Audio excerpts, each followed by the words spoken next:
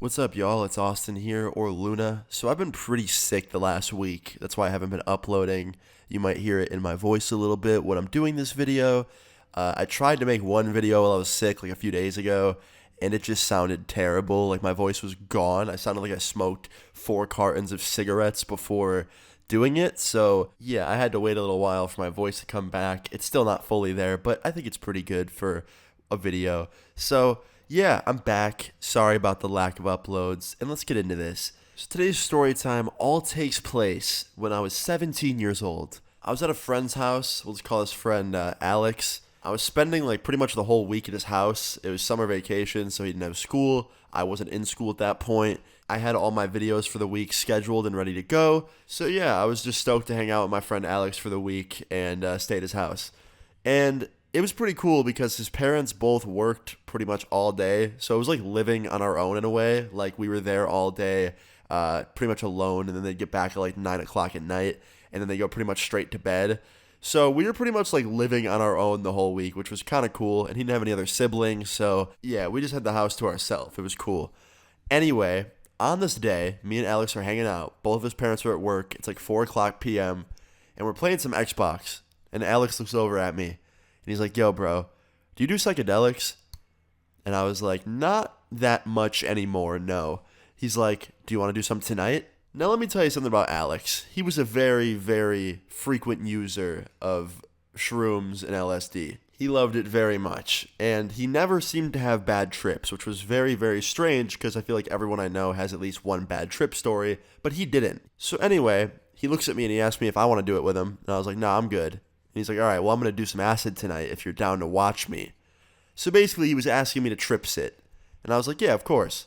So later that night, at about 6 p.m., he takes this acid. He takes 2 tabs. In my opinion, that's kind of a lot, but, whatever. It's his choice. And I wasn't that worried because, he's always had good trips. He seems to be a pretty, able to handle himself person. So, yeah, I wasn't worried at all. Nothing could go wrong, right? Oh, I was so wrong. I was so wrong. So fast forward like an hour and a half later. At this point, I think it was like 7:30 or 8 p.m. or something like that. I remember his parents were going to be home in a little over an hour or so. So I was pretty worried, right? Because he was just starting to trip, and he was tripping pretty hard, and his parents were going to be back soon. So I decided, you know what? Let's go to the basement. Because in the basement, they never came down there. At most, they would like open up the door and ask us if we wanted food or like a drink or something. They wouldn't even come down the stairs to see us. So I'm like, okay, let's go to the basement so your parents don't see you. So we go downstairs, and let me say, Alex has one of the nicest basements I've ever seen. It's all finished.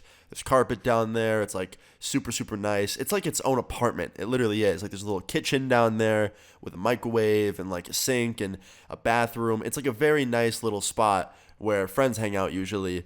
And he has a really cool TV setup. So we get down there, and I put on a movie. I put on Superbad, because I'm like, you know what, that's a funny movie, right? He'll probably like that while he's tripping. Didn't really think much of it. And Alex is just on the couch, staring at his phone. I didn't really know what he was looking at, but he was on his phone. And he's tripping. I could tell because he's very quiet. Whenever he trips, he gets very, very quiet. Usually he's very talkative, but when he gets in his head and starts tripping, he doesn't really speak much. But that doesn't usually mean he's having a bad trip. It just, he's a quiet dude when he's on it. So like 10 minutes after we get into the basement, I'm pretty thirsty. So I'm like, yo, I'll be right back. And I go upstairs and I go and grab a water, right? No big deal. Like I was just leaving him alone for like a couple of seconds. It won't be a problem, right? That's what I thought. Stupid me. So after I go upstairs and I grab my water, I turn around and I grab some chips as well. And I go back downstairs, right? I was only upstairs for probably 20 or 30 seconds, right? Like I literally did not take more than a minute. But when I get downstairs, Alex is gone. And I see on the floor his phone smashed into pieces. Like the screen's broken and everywhere. You could like see the insides of the phone. The screen was so broken. Another thing about Alex's basement I forgot to tell you guys is that he had a separate entrance to the basement that goes outside. That's what I mean by like it was an apartment. You could enter the basement from the front of his house. You just go down some stairs and there's a basement entrance. If you've ever seen the show That 70s Show, it's like how that entrance is. Like there's stairs that lead down to it and you can go upstairs and leave the basement and go outside. So that's what he did. He was gone and I completely forgot that he had his own exit. So I start freaking out because I left him alone for a little bit and he escaped. So I run outside, I run around the neighborhood, can't find him anywhere. He's nowhere outside, nowhere on his street. I run back to his house, I grab his keys from the table. Thank fuck he didn't take his car. That would have been even worse. But I grab his keys, I get into his car, and I start driving around the other neighborhoods looking for him, screaming his name out the window like it's a dog. I remember at one point I was screaming, "Alex, Alex," out the window, and this lady pulls over and she's like, "Hey, is your dog missing?" I was like, "No, my friend." She's like, "Oh my God, I hope you find him." I was like, "Yeah, me too." And she drives off. So at this point, I'm really freaking out because I cannot find him anywhere, and I have no idea where else to look. Like, he's gone, he has no phone, I can't call him, and his parents are going to be home probably any minute, right? So I call up my friend John, and I'm like, "Yo, John, Alex, I was trip sitting him, and now he's missing." He's like, "Okay, calm down, I'm coming over right now." So John comes over to Alex's house, and we're both looking together at this point as fast as we can before his parents get home, and we go around his neighborhood a couple more times in John's car. Can't find him, and at this point we give up. We go back to the house, we go into Alex's house, and I'm literally thinking about calling the police at this point because like I don't know where Alex is. He has no phone, he's tripping. I'm worried about him, right? Like, I don't want him to get hurt or like something like that, you know? So I'm freaking out, and John goes, "All right, listen, man, let's just go outside. When Alex's parents get here, we'll be honest with them, we'll tell them what happened, and they'll probably know what to do." Now, I didn't really love this idea because Alex's parents were pretty strict. But honestly, we didn't have many other options, and his parents were going to be back any minute.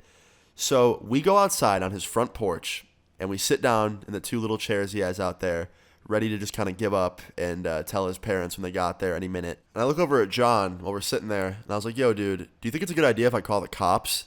And right after I say that, from below us, like in the porch, we hear, "No cops!" in Alex's voice.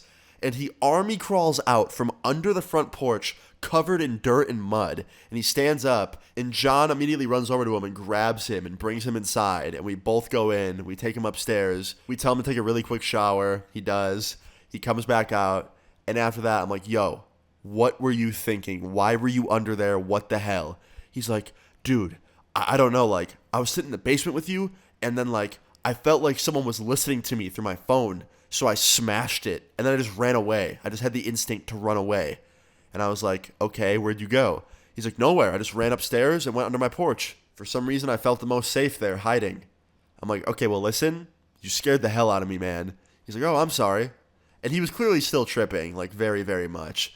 But luckily, we found him. He was under the porch the whole time, and his parents got home like a minute later. Thank fuck this was the one day they were running late. They usually get home by like 9 or so, but they got back like 9:45 because they stopped at the grocery store. So I had a little extra time to look for him and find him. And yeah, me and John got really lucky. So the rest of the night, we kept Alex in the room, in his bedroom, and we told his parents he was napping. And pretty much the whole night, we just kind of stood guard by his door. There was a guest room right next door, and John and me were in there. And every time we'd hear Alex's door open, we'd like go out there and see where he was going. And yeah, Alex never got caught. He did have to tell his parents, though, that he dropped his phone and broke it, and they didn't like that very much the next day. But yeah, luckily, everything was all good, and he was safe. Moral of the story is, don't do what Alex did. Or don't leave your friends alone if you're watching them in that situation, because I'm an idiot. But yeah, guys, hope you enjoyed this story time. If you did, please leave a like on the video. I'd really appreciate it. Feel free to leave your story times in the comments down below, and subscribe if you're new. I'll see you all later. Peace. I'm damaged, I cannot plan this. Won't you be mine tonight?